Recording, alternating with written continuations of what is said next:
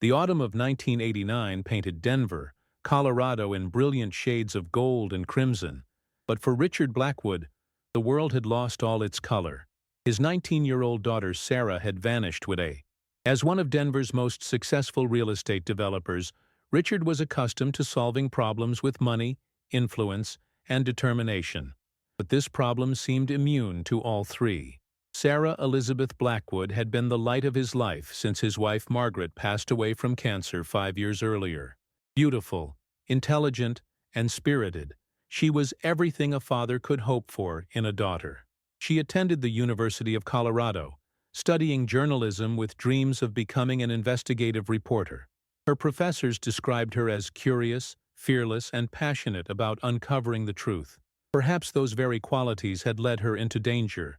The last confirmed sighting of Sarah was at 8:47 p.m. on October 15th, captured by a security camera at the 16th Street Mall. She was walking alone, carrying her distinctive leather messenger bag and wearing the turquoise bracelet he'd given her for her 18th birthday. The footage showed her turning down a side street, and then nothing. It was as if the earth had simply swallowed her whole. Detective Maria Santos had been assigned to the case, and Richard could see the frustration in her dark eyes every time they met. "Mr. Blackwood," she would say, her voice gentle but firm, "we're following every lead. We've interviewed her friends, her professors, even casual acquaintances. We've searched abandoned buildings, checked hospitals, contacted law enforcement agencies across 3 states. But I have to be honest with you.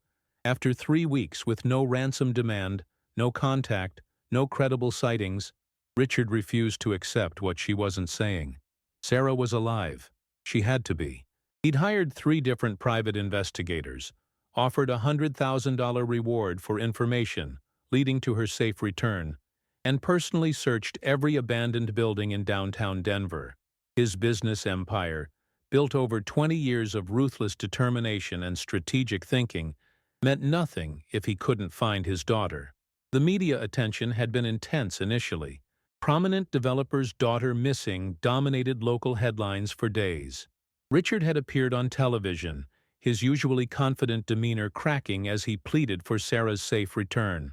But as weeks passed without developments, the story faded from front pages to back sections and eventually disappeared altogether. The world moved on, but Richard remained frozen in that terrible moment when he'd realized Sarah wasn't coming home. His penthouse apartment overlooking the Rocky Mountains felt like a mausoleum. Sarah's room remained exactly as she'd left it. Textbooks scattered across her desk, clothes draped over her chair, the faint scent of her perfume still lingering in the air. Her friends had stopped calling after the second week, unable to bear the pain in his voice. His business associates offered sympathy but expected him to return to normal. But how could anything ever be normal again? The police investigation had uncovered troubling details about Sarah's final weeks. She'd been working on a journalism project about urban development and displacement in Denver's poorest neighborhoods. Several sources mentioned that she'd been asking questions about city contracts, zoning changes, and the mysterious relocation of homeless populations. Her laptop was missing, along with her research notes. Detective Santos suggested that Sarah might have stumbled onto something sensitive, something worth silencing her for. Richard's own business dealings came under scrutiny, a painful irony that wasn't lost on him. His developments had indeed displaced lower-income residents, though always through legal means. He'd followed every regulation, paid every fee, navigated every bureaucratic requirement. But Sarah had been investigating whether proper procedures were truly followed, whether the most vulnerable citizens had been protected or simply pushed aside. The thought that his own success might have somehow contributed to his daughter's disappearance was a torment beyond description. As November's first snow began to fall on Denver, Richard stood in his office on the 42nd floor of the Blackwood Tower, staring out at the city he'd helped reshape. Somewhere out there, Sarah was either fighting to survive or already lost forever. He pressed his palm against the cold glass and made a promise that would define the rest of his life. He would never stop looking for her, no matter how long it took, no matter what it cost, no matter where the search led him. The search intensifies. Winter descended on Denver with unusual fury in 1989. blanketing the city in snow that seemed to mirror Richard Blackwood's deepening despair. 2 months had passed since Sarah's disappearance, and despite exhausting every conventional avenue of investigation, he was no closer to finding her. The police had officially classified her case as a missing person with suspected foul play, a designation that made Richard's blood run cold every time he heard it. Detective Santos had become a regular presence in Richard's life, her visits a mixture of professional updates and personal concern. She'd grown to respect the desperate father's relentless determination, even as she watched it slowly consume him. "Mr. Blackwood," she said during one particularly difficult meeting in December, "I've been doing this for 15 years, and I've never seen anyone search for a missing person with your level of intensity. But you need to prepare yourself for the possibility that we may never find the answers you're looking for." Richard's response was always the same. Sarah was out there somewhere, and he would find her. He'd expanded his private investigation team to include former FBI agents, retired detectives, and even psychics recommended by other desperate families. The reward had grown to $500,000, generating hundreds of tips that led nowhere but consumed countless hours to investigate. Each false lead was another small death, another crack in the foundation of hope he fought so hard to maintain. The investigation had taken on a life of its own, consuming Richard's days and haunting his nights. He'd converted an entire floor of the Blackwood Tower into a command center, complete with maps, timelines, photographs, and computer systems dedicated solely to finding Sarah. The walls were covered with her pictures. Sarah laughing at her high school graduation. Sarah serious and focused while working on a story. Sarah radiant and alive in ways that seemed impossible to believe were gone forever. His business, built over decades of careful planning and aggressive expansion, began to suffer under his distraction. Partners complained about missed meetings, delayed decisions, and Richard's increasing unavailability for critical negotiations. His assistant, Janet Morrison, had been with him for 12 years and watched helplessly as the man she'd known as decisive and focused became scattered and obsessive. She fielded calls from concerned investors, rescheduled appointments that Richard forgot, and tried to maintain some semblance of normal business operations. The investigation had revealed disturbing patterns in Sarah's final weeks that suggested her journalism project had indeed touched on sensitive matters. 3 different sources confirmed that she'd been asking questions about discrepancies in city development contracts, specifically focusing on a series of low-income housing demolitions that had occurred with suspicious speed and minimal public notice. Her faculty advisor, Professor Helen Crawford, provided copies of Sarah's preliminary research, which showed a sophisticated understanding of urban development politics and a nose for inconsistencies that would have made her an excellent investigative reporter. One lead that particularly troubled Richard involved a homeless man named Tommy Martinez, who claimed to have seen Sarah talking to dangerous people near the old railway tunnels beneath downtown Denver. Tommy, a Vietnam veteran struggling with addiction and mental illness, was not considered a reliable witness by the police, but his story contained details that hadn't been made public. He described Sarah's turquoise bracelet, her leather messenger bag, and even mentioned that she'd been taking notes during the conversation he'd witnessed. When pressed for more details, Tommy would become agitated and confused, insisting that they were watching him and that talking about what he'd seen put him in danger. Richard personally tracked down Tommy Martinez in various homeless shelters and soup kitchens throughout the winter, always bringing warm meals and small amounts of cash in exchange for conversation. Tommy's mental state fluctuated dramatically. Some days he was lucid and detailed in his recollections. Other days he seemed to barely recognize Richard or remember previous conversations. But gradually a picture emerged of Sarah's final investigation that painted an increasingly ominous scenario. According to Tommy, Sarah had been meeting with other homeless individuals who'd been forced to relocate due to development projects. She was documenting their stories, taking photographs, and collecting evidence of what she believed were procedural violations in the city's handling of low-income housing. Tommy mentioned names of other homeless people who'd spoken with Sarah, but when Richard tried to locate them, he discovered that several had left Denver suddenly, Others couldn't be found, and one had been found dead in the Platte River under circumstances the police deemed suspicious but not definitively criminal.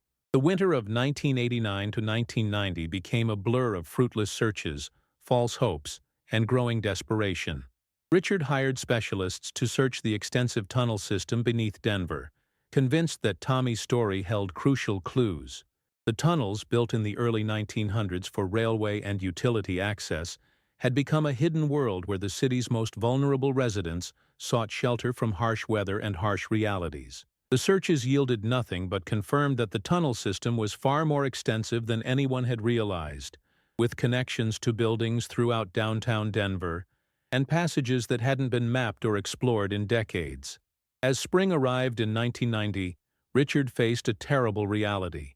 Sarah had been gone for 6 months, and despite spending nearly $2 million on the search, he was no closer to finding her than he'd been on that first horrible night when she failed to come home. Years of anguish. The years following Sarah's disappearance transformed Richard Blackwood from a confident businessman into a haunted man consumed by grief and determination in equal measure.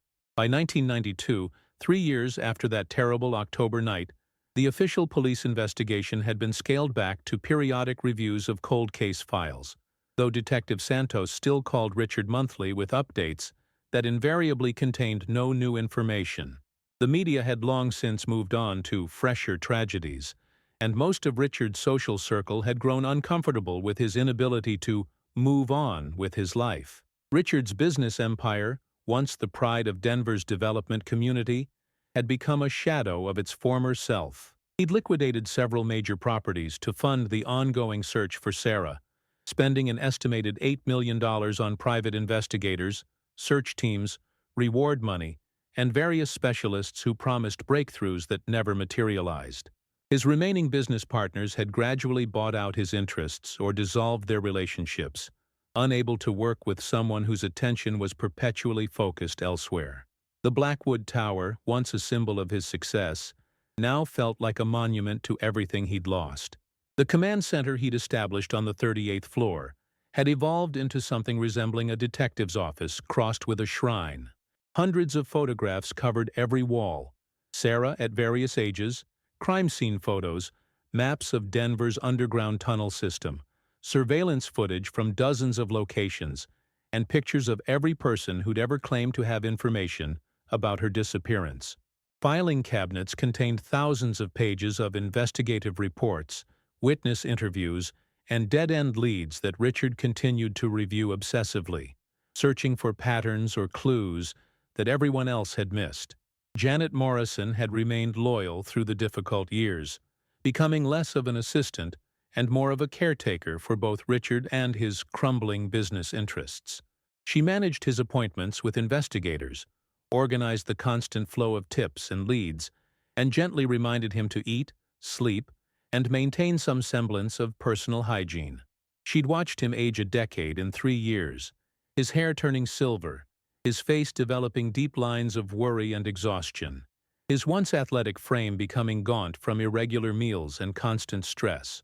The investigation had taken increasingly desperate turns as conventional methods failed to produce results. Richard consulted with psychics from across the country, some of whom provided startlingly accurate details about Sarah's life and personality, but none of whom could definitively locate her or explain what had happened.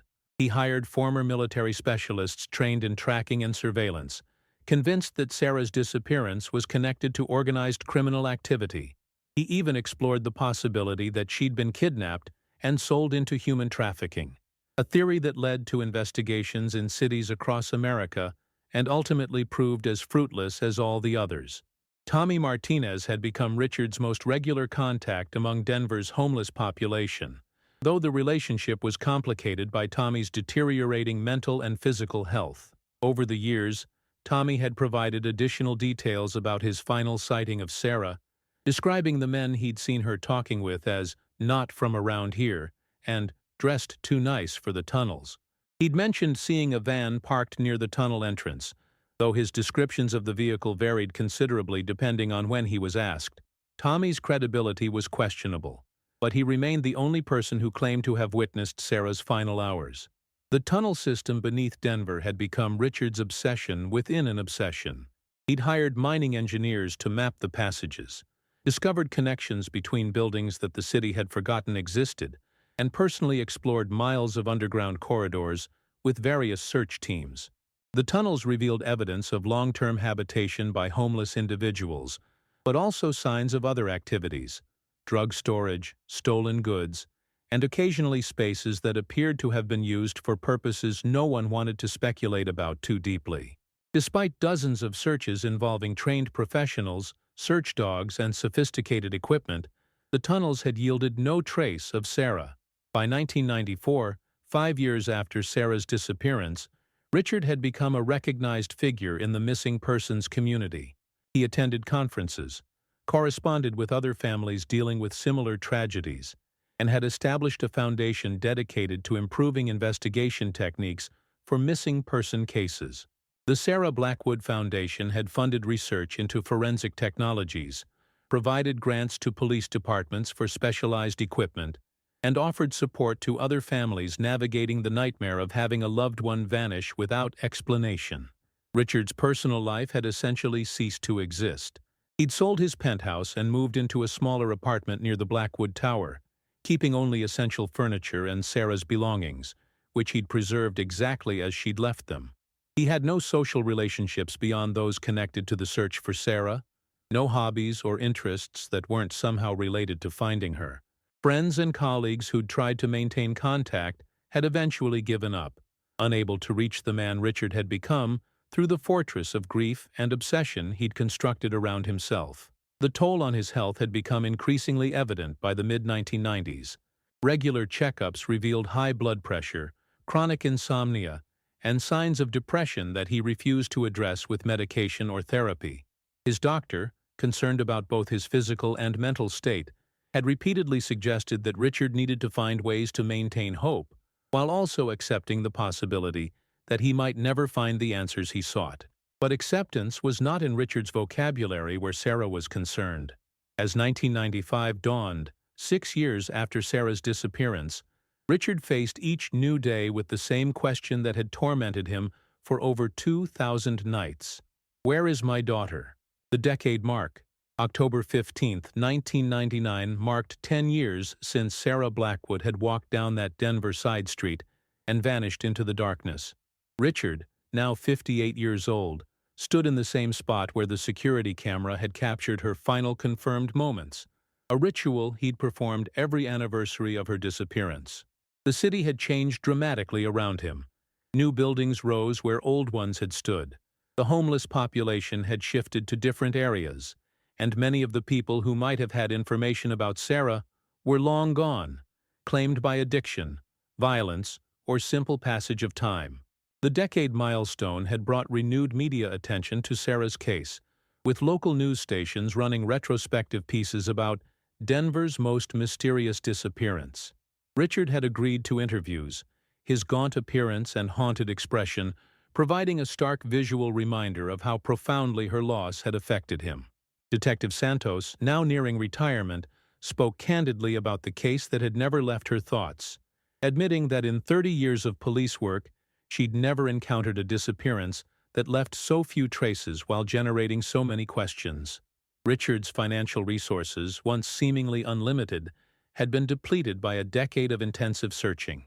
The Blackwood business empire had been reduced to a few remaining properties and investments, most of which were managed by trustees, since Richard had proven incapable of making rational business decisions. The Sarah Blackwood Foundation continued its work supporting missing persons investigations, but even that organization struggled with funding as Richard's personal wealth diminished and public attention to the case waned. The command center that had consumed the 38th floor of the Blackwood Tower had been condensed to a single large room as Richard could no longer afford the space. But the walls were still covered with photographs, maps, and documents representing 10 years of tireless investigation. New additions included age progression photos showing what Sarah might look like at 29, assuming she was still alive. The images were professionally created but heartbreaking to contemplate. They showed a mature, beautiful woman who existed only in computer-generated possibility. Tommy Martinez had died in the winter of 1997, found frozen behind a dumpster during one of Denver's harshest cold snaps. His death had devastated Richard, who'd grown genuinely fond of the troubled veteran and considered him the closest thing to a witness he'd ever found. Tommy's final coherent conversation about Sarah had occurred just weeks before his death, when he'd insisted with unusual clarity that he'd seen her being forced into a van by men in suits who didn't belong in the tunnels. He'd begged Richard to be careful, claiming that asking too many questions about Sarah had made both of them targets. The investigation had evolved over the years as technology improved and new techniques became available. Richard had Sarah's case reviewed by FBI profilers, who suggested that her disappearance bore hallmarks of an organized operation rather than a random crime.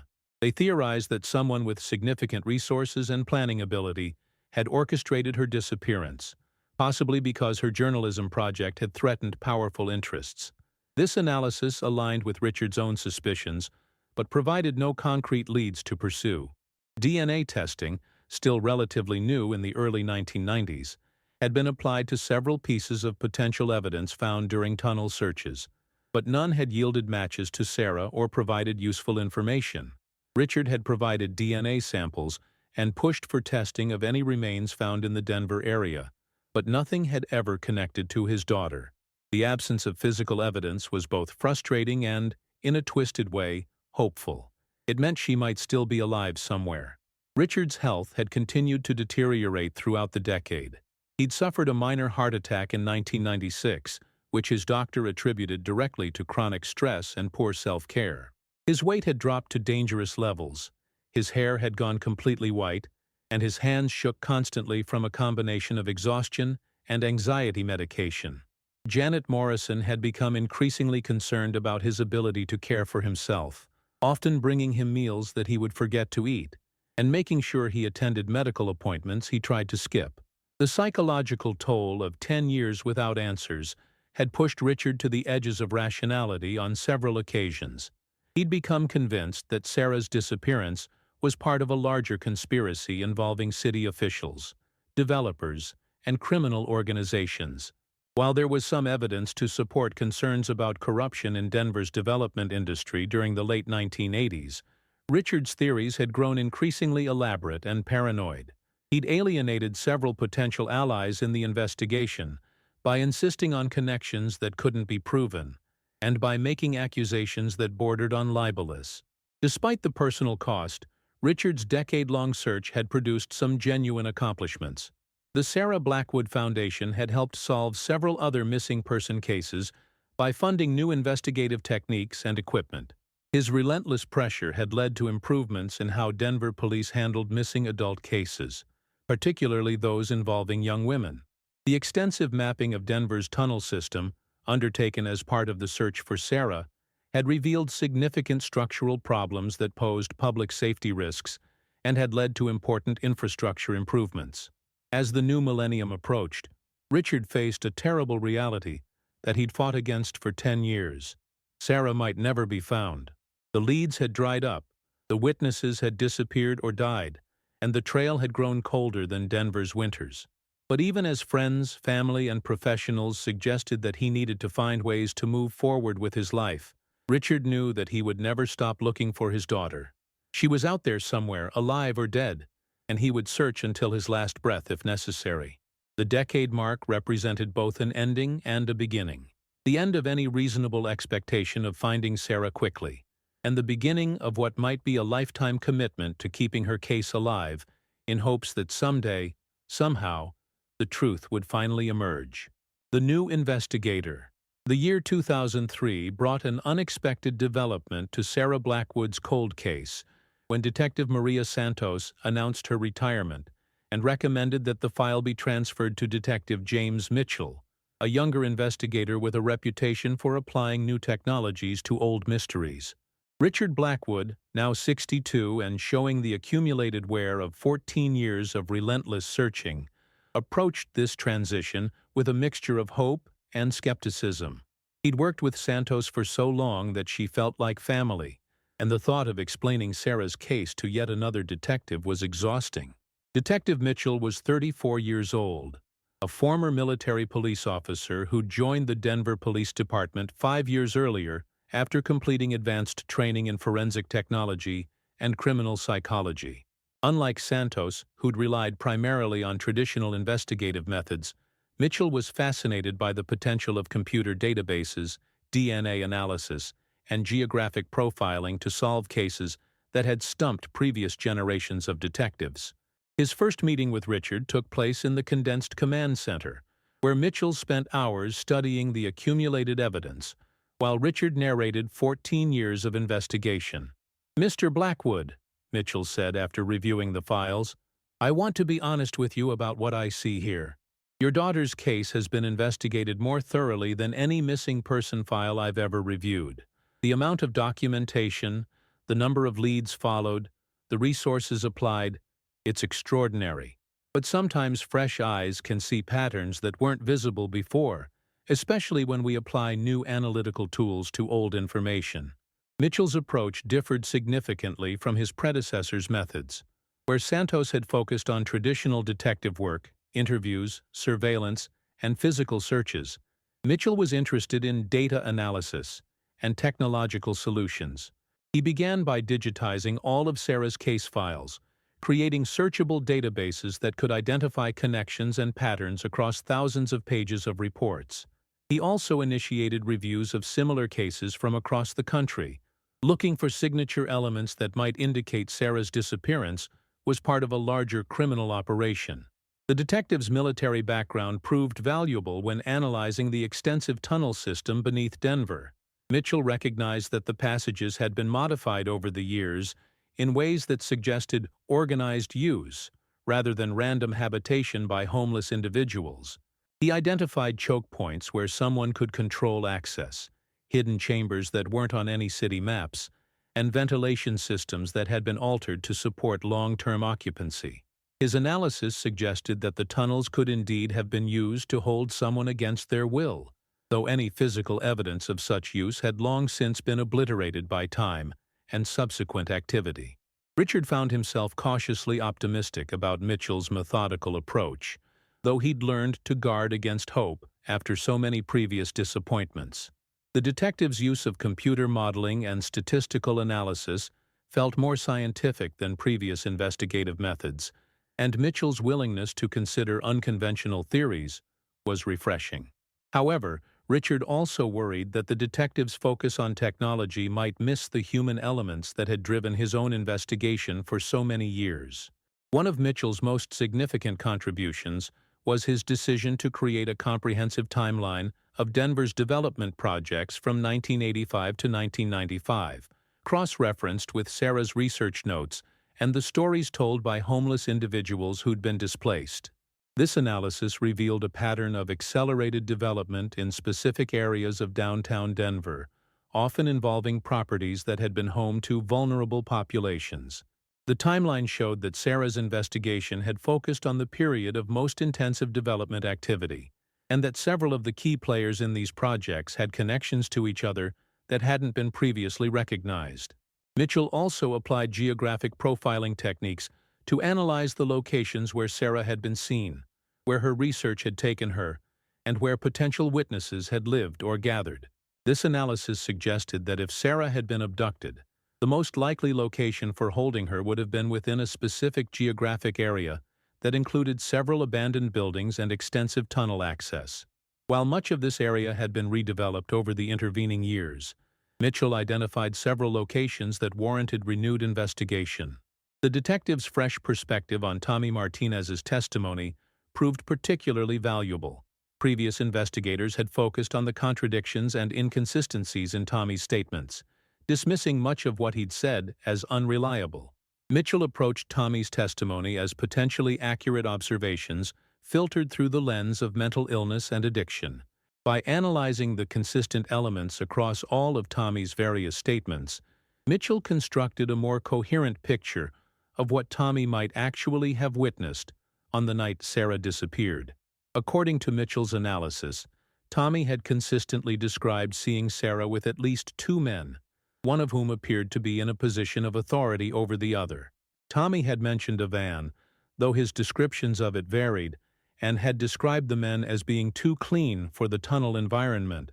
Most significantly, Tommy had consistently stated that Sarah appeared to be arguing with the men rather than simply talking with them, suggesting that she was not there voluntarily or was expressing disagreement with something they wanted her to do. Richard's collaboration with Mitchell represented the first time in years that he felt genuinely partnered with law enforcement rather than tolerated by it. Mitchell regularly consulted with Richard about his theories and findings, treating him as an expert on the case rather than just a grieving father whose judgment might be compromised by emotion. This partnership proved therapeutic for Richard, who'd felt increasingly isolated as other investigators had grown frustrated with his intensity and inability to accept that the case might never be solved. By late 2003, Mitchell had identified several new leads worth pursuing, including connections between some of Denver's development projects and individuals with criminal histories, and potential links between Sarah's case and other missing person cases from the late 1980s and early 1990s. While none of these leads provided immediate breakthroughs, they represented the first genuinely new directions the investigation had taken in years. The collaboration between Richard and Detective Mitchell would prove to be one of the most productive periods in the search for Sarah, setting the stage for developments that neither man could have anticipated when they first met in that room filled with 14 years of accumulated hope and heartbreak. Breakthrough technologies. The year 2004 brought significant advances in forensic technology that Detective Mitchell was eager to apply to Sarah Blackwood's case.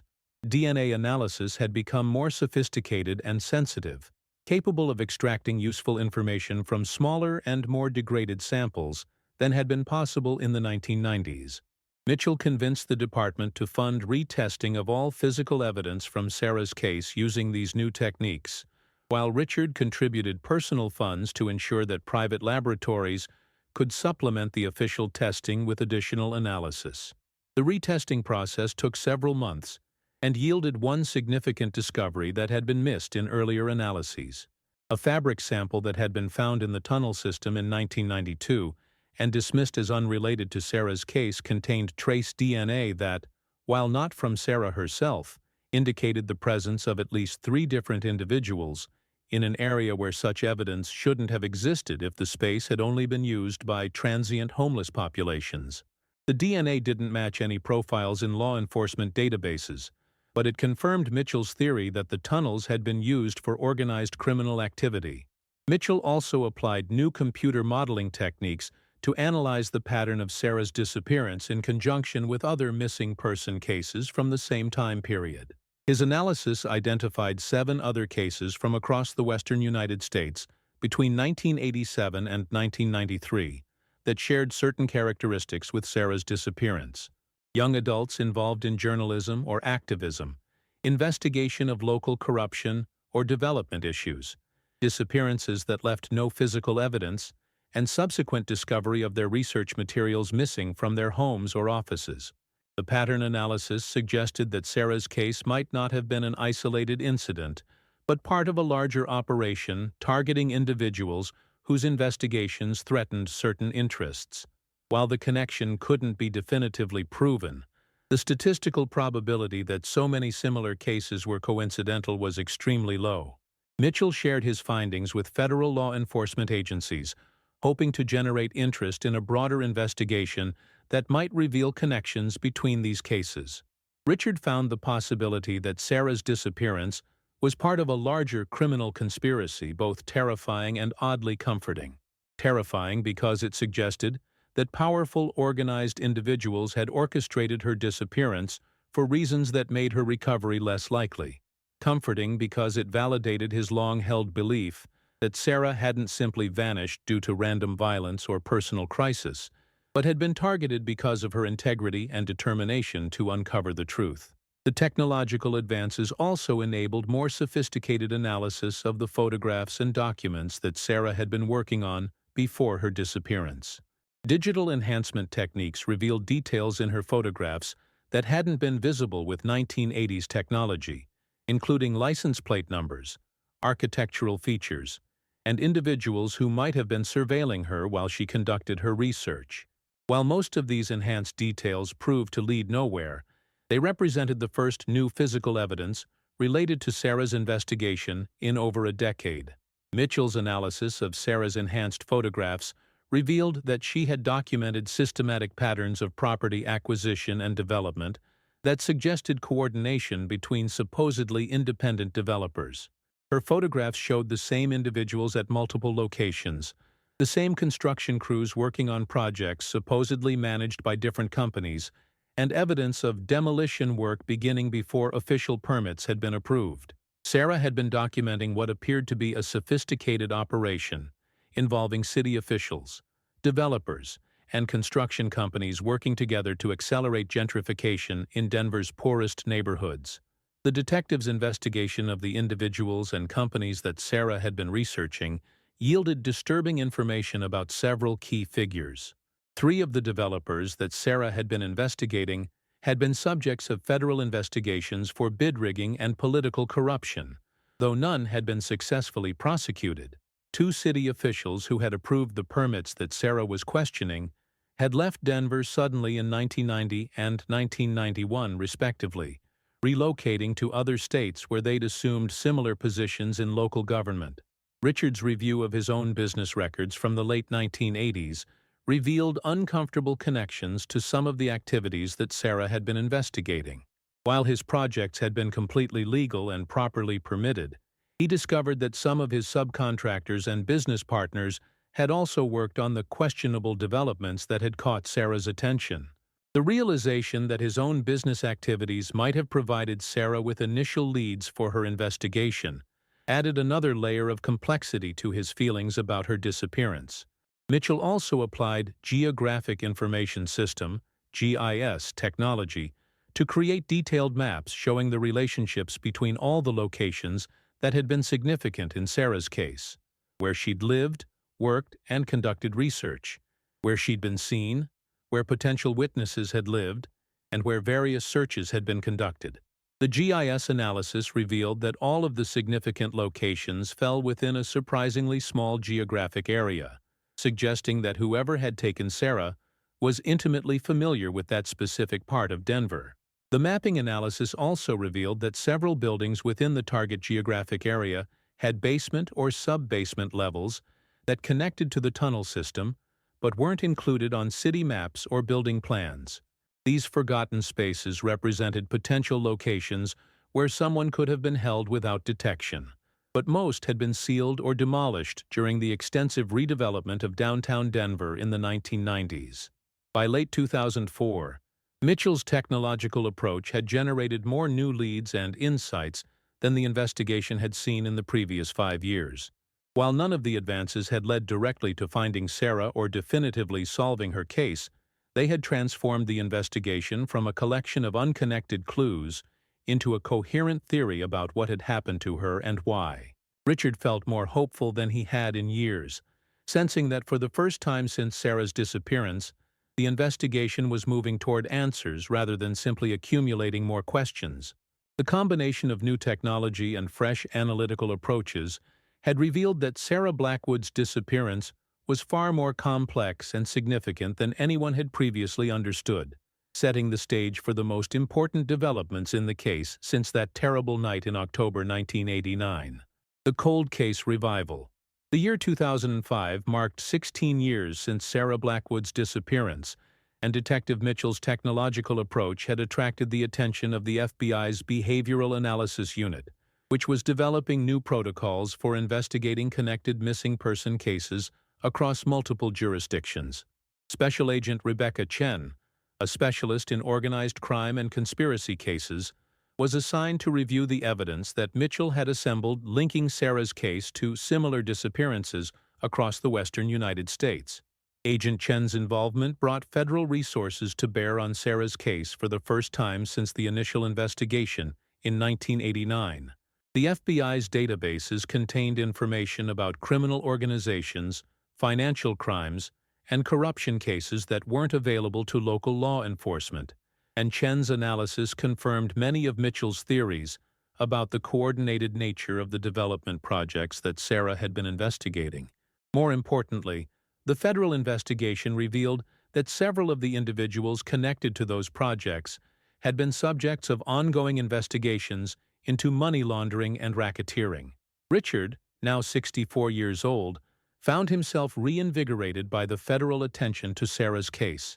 Agent Chen was the highest-ranking law enforcement official ever assigned to investigate his daughter's disappearance, and her access to federal resources represented possibilities that hadn't existed before. However, Chen also brought a level of professional skepticism that challenged some of Richard's long-held theories about what had happened to Sarah. "Mr. Blackwood," Chen explained during one of their early meetings, "your dedication to finding your daughter is extraordinary, and the investigation work you've funded has been invaluable. But I need you to understand that federal involvement doesn't guarantee that we'll find answers. What it does mean is that we can investigate aspects of this case that were beyond the scope of local law enforcement. If your daughter disappeared because she uncovered criminal activity involving interstate commerce or federal crimes, we have tools and authority that might help." Chen's investigation focused on the financial networks that had supported the development project Sarah had been researching. Using federal banking regulations and anti-money laundering laws, the FBI was able to trace financial connections between Denver development projects and criminal organizations based in other states. The analysis revealed that several $1 million in funding for Denver development projects in the late 1980s had originated from sources that were subjects of federal criminal investigations. The federal investigation also revealed that Tommy Martinez, the homeless veteran who had claimed to witness Sarah's final moments, had been more credible than previous investigators had realized. Military records showed that Tommy had been a decorated reconnaissance specialist during the Vietnam War, trained in observation and surveillance techniques that would have made him a reliable witness despite his subsequent struggles with addiction and mental illness. More significantly, VA medical records showed that Tommy had sought treatment for severe anxiety and paranoid episodes beginning in late 1989, shortly after claiming to have witnessed Sarah's disappearance. Agent Chen's team also applied advanced linguistic analysis to Tommy's various statements about what he had witnessed, looking for consistent elements that might represent accurate memories versus details that appeared to be confabulated or influenced by mental illness. This analysis suggested that Tommy had indeed witnessed Sarah with at least 2 men near the tunnel system, that at least one of the men had appeared to be directing the others, and that Sarah had seemed distressed or argumentative during the encounter. The federal investigation identified several potential suspects who had been connected to the development projects that Sarah was researching, and who had histories of violence or intimidation in connection with their business activities. However, most of these individuals were dead, in prison for other crimes, or had left Colorado permanently shortly after Sarah's disappearance. The pattern of departure from Colorado in 1989 and 1990 was particularly striking. At least 6 individuals connected to questionable development projects had relocated to other states within 18 months of Sarah's disappearance. Mitchell and Chen's collaboration proved highly effective, combining local knowledge of the case with federal investigative resources and legal authority. They were able to obtain search warrants for financial records that had been beyond the reach of the original investigation, interview witnesses who had previously refused to cooperate with local police, and access databases containing information about organized crime activities throughout the western United States. The federal investigation also revealed troubling information about potential official corruption in Denver city government during the late 1980s. While specific individuals couldn't be definitively identified due to the passage of time and the destruction of some records, the pattern of permit approvals, zoning changes, and development authorizations suggested that city officials had been receiving the cold case revival payments or other considerations in exchange for expediting certain development projects. This corruption would have made Sarah's investigation extremely threatening to multiple individuals with significant resources and connections. Richard's role in the investigation evolved as federal involvement increased. While Agent Chen appreciated his extensive knowledge of the case and his financial support for various investigative activities, She also needed to maintain professional boundaries that hadn't been necessary with local law enforcement. Richard found himself both grateful for the increased attention to Sarah's case and frustrated by his reduced direct involvement in investigative decisions. The federal investigation also brought unwelcome scrutiny to Richard's own business activities during the late 1980s. While Chen assured him that he wasn't considered a suspect in Sarah's disappearance, the FBI needed to rule out any possibility that Sarah's investigation of her father's business associates had contributed to her disappearance. The review of Richard's business records and activities was thorough, but ultimately confirmed what he had always maintained. His developments had been completely legal and properly permitted, though some of his business associates had been involved in questionable activities. By late 2005, the federal investigation had developed a comprehensive theory about Sarah's disappearance that was more detailed and evidence-based than any previous explanation.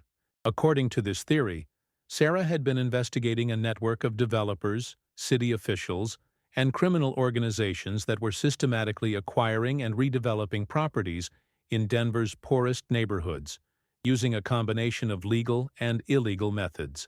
Her research had identified specific patterns of corruption and criminal activity that threatened to expose individuals with significant resources and connections. The theory suggested that Sarah had been approached by representatives of this network who initially attempted to discourage her investigation through intimidation or bribery. When those approaches failed, the decision was made to eliminate the threat she represented. The federal investigation couldn't definitively prove what had happened to Sarah after she was taken, but the analysis suggested that she had most likely been killed and her body disposed of in a way that ensured it would never be found. Richard found the federal theory both satisfying and devastating. Satisfying because it validated his belief that Sarah had been targeted for her integrity and courage in investigating important stories. Devastating because it suggested that she was almost certainly dead and that her body might never be recovered. After 16 years of hoping that Sarah might still be alive somewhere, the weight of federal analysis pointing toward her death was almost unbearable. Agent Chen was careful to emphasize that the federal theory, while well supported by evidence, couldn't be proven definitively without additional physical evidence or witness testimony. "Mr. Blackwood," she said, "I believe we understand what happened to your daughter and why it happened.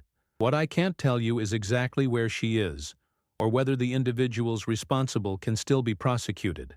But I can tell you that Sarah died because she was doing important work that threatened powerful people.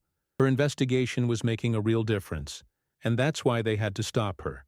The federal involvement in Sarah's case continued into 2006, with Agent Chen's team pursuing several potential prosecutions for financial crimes and corruption that had been uncovered during the investigation. While these prosecutions wouldn't directly solve Sarah's disappearance, they would address some of the criminal activities that had likely led to her death. For Richard, the possibility that Sarah's investigation would ultimately result in justice for the crimes she had been researching provided some measure of comfort, even if it couldn't bring her back. As 2005 ended, Richard faced the reality that 16 years of searching had finally produced a comprehensive explanation for what had happened to Sarah, even if it couldn't produce Sarah herself. The federal investigation represented both an ending and a beginning. The end of mystery about why Sarah had disappeared, and the beginning of a new phase of grief focused on accepting her death, while working to ensure that her investigation ultimately achieved the justice she had been seeking. The miner's discovery.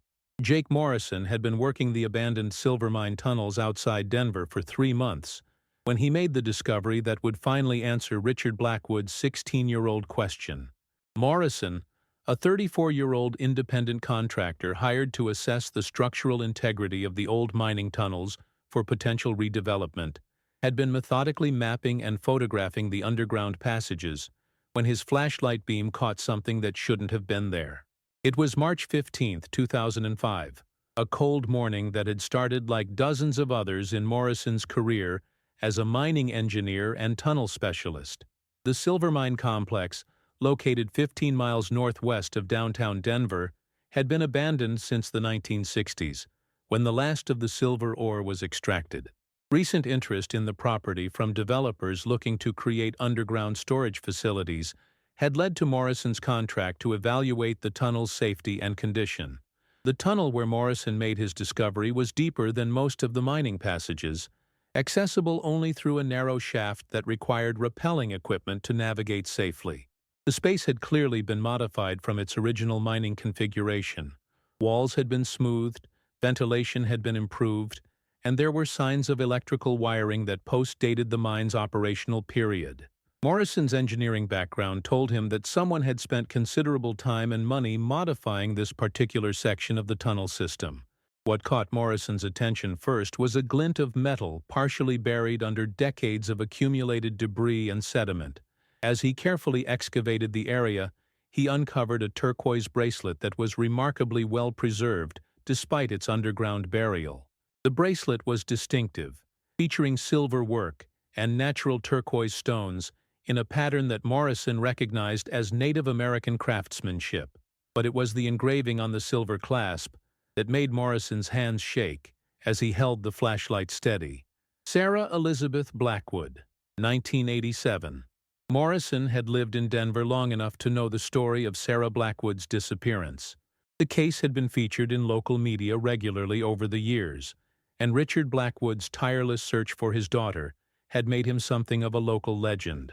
Morrison immediately recognized the significance of his discovery and carefully photographed the bracelet in place before removing it for further examination. But the bracelet was only the beginning of what Morrison would find in that hidden section of the silver mine tunnels.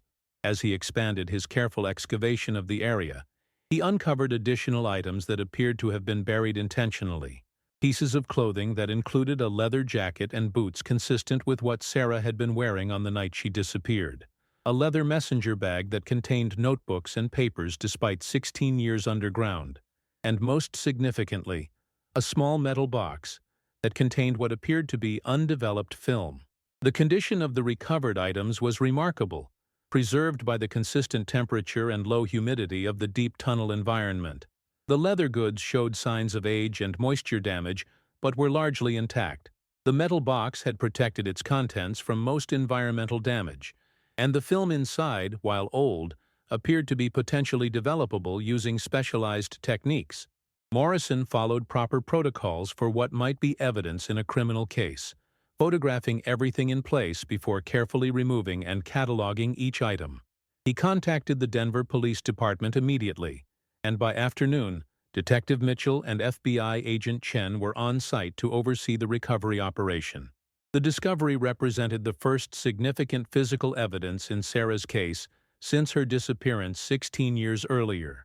Richard Blackwood received the call from Detective Mitchell at 6:30 p.m. on March 15, 2005. The detective's voice was carefully controlled, but Richard could hear the excitement underneath his professional tone.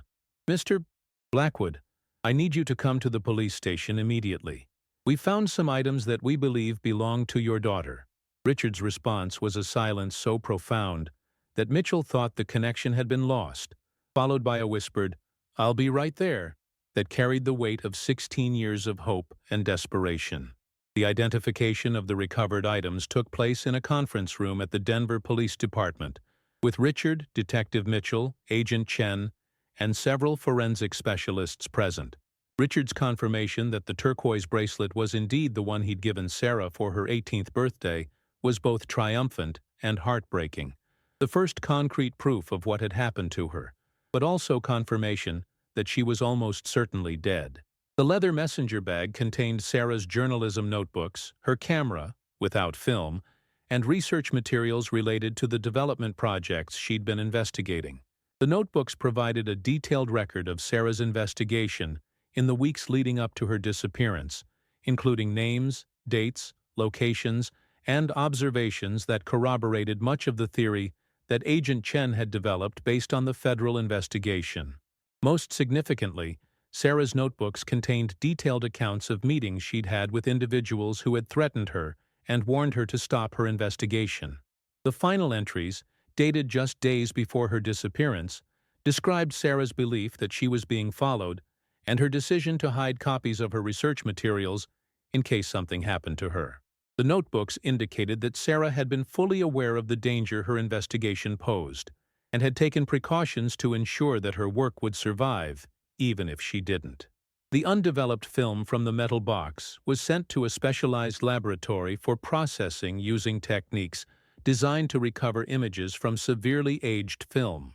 The developed photographs provided visual documentation of the criminal activities that Sarah had been investigating, including images of meetings between city officials and known criminals, photographs of construction work being performed without proper permits, and pictures of individuals who matched descriptions of the men Tommy Martinez claimed to have seen with Sarah on the night she disappeared. The discovery of Sarah's belongings in the Silvermine tunnels immediately refocused the investigation on the specific individuals and criminal network that Agent Chen had identified. The location where the items were found was consistent with the geographic analysis that Detective Mitchell had performed, and the sophisticated modification of the tunnel space suggested that it had been used as a base of operations for criminal activities requiring secrecy and security. But even as the discovery of Sarah's belongings provided answers to many questions, it raised new ones that would prove even more difficult to resolve. Why had her belongings been buried in the mine rather than destroyed? Who had access to the remote and difficult-to-reach location where they were found? And most importantly, where was Sarah herself? The final pieces. The discovery of Sarah's belongings in the Silvermine tunnels triggered the most intensive investigation phase in the case's 16-year history. FBI forensic teams descended on the remote mining complex, bringing ground-penetrating radar, cadaver dogs, and archaeological excavation equipment to conduct a systematic search of the entire tunnel system.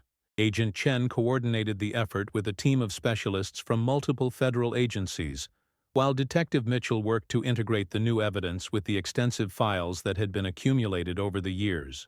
Richard Blackwood struggled to maintain his composure as the investigation expanded.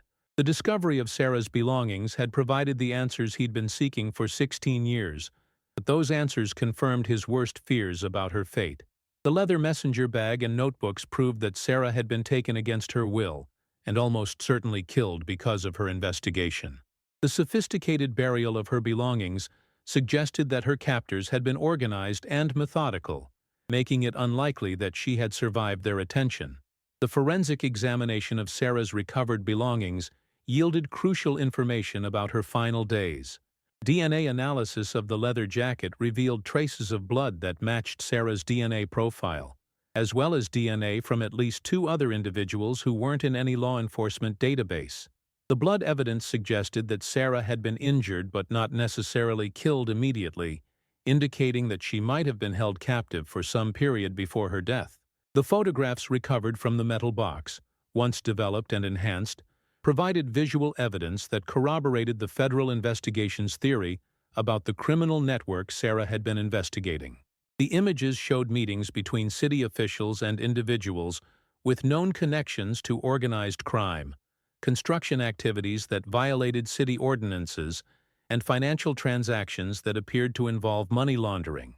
Most significantly, several photographs showed the same individuals at multiple locations, confirming that Sarah had been documenting a coordinated criminal operation rather than isolated incidents of corruption. Sarah's notebooks, preserved remarkably well despite 16 years underground, contained detailed records of her investigation that read like a professional detective's case file.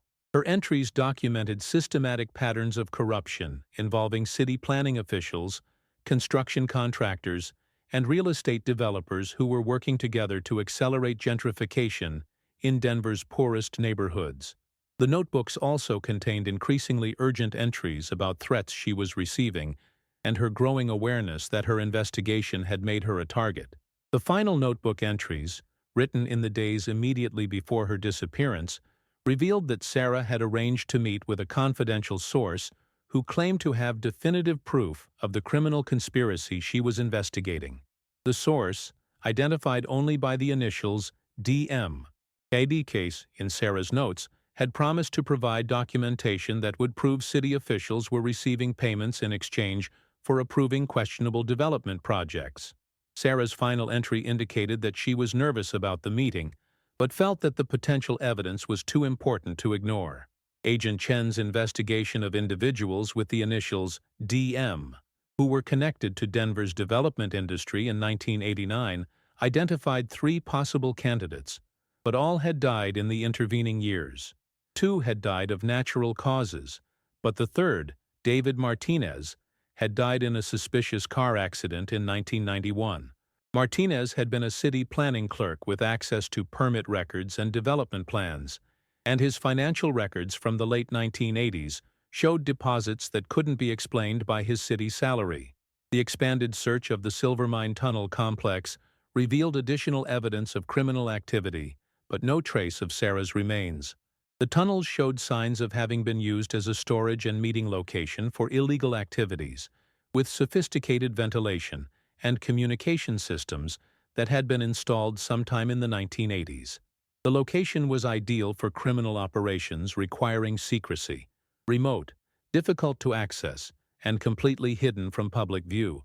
Ground-penetrating radar surveys of the area around the mine entrance identified several locations where the soil had been disturbed in ways consistent with burial sites.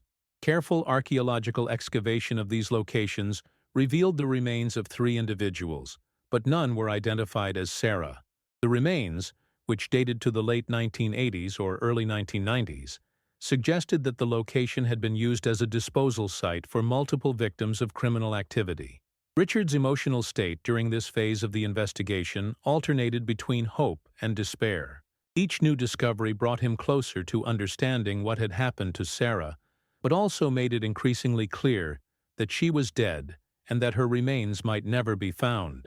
The discovery of other victims' remains at the same location was particularly disturbing, suggesting that Sarah's murder was part of a pattern of violence used to silence individuals who threatened the criminal network. Agent Chen's team also investigated the possibility that Sarah's research materials had been deliberately preserved as a form of insurance or evidence by someone involved in her disappearance.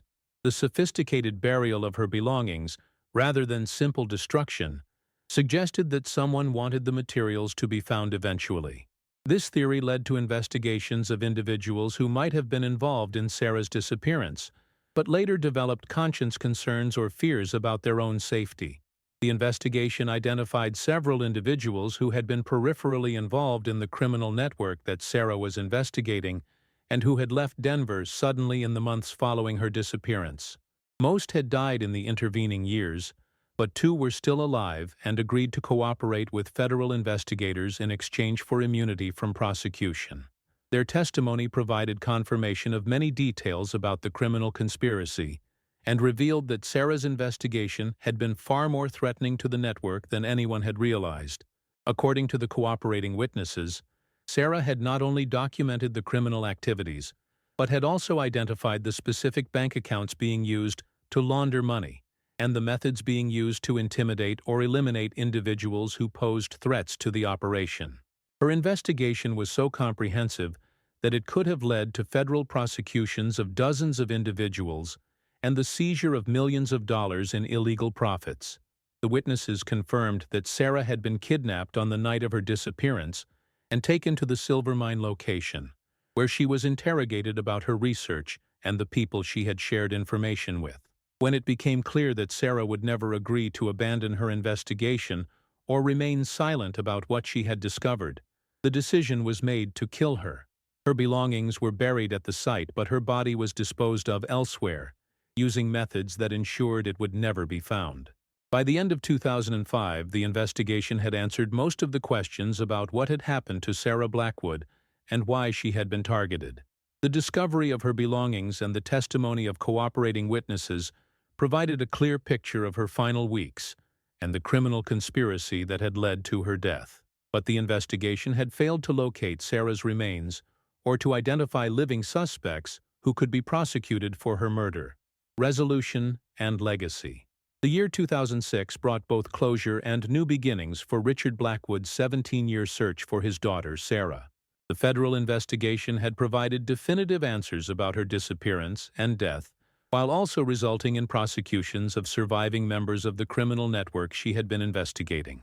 Although Sarah's remains were never found, The discovery of her belongings and the testimony of witnesses had finally explained what happened on that terrible night in October 1989. Federal prosecutors, led by Agent Chen's investigation, brought charges against 12 individuals connected to the corruption and racketeering scheme that Sarah had been investigating. The charges included money laundering, racketeering, conspiracy to commit murder, and various federal crimes related to the systematic corruption of Denver's development approval process. While none of the defendants could be directly charged with Sarah's murder due to insufficient physical evidence and the death of key witnesses, the prosecutions addressed the criminal activities that had motivated her killing. Richard attended every day of the federal trials, finally hearing the full story of what his daughter had uncovered and why she had been targeted. The prosecutors described Sarah as a dedicated journalist whose investigation had threatened to expose a criminal conspiracy that had generated millions of dollars in illegal profits. Her research had been so thorough and her evidence so compelling that the criminal network had seen no alternative to eliminating the threat she represented. The trials revealed the full scope of the criminal conspiracy that had operated in Denver during the late 1980s. City planning officials had accepted bribes to approve questionable development projects. Contractors had used intimidation and violence to acquire properties below market value, and money laundering operations had been used to hide the illegal profits from these activities. The network had been responsible for displacing hundreds of low-income families and had corrupted municipal government processes for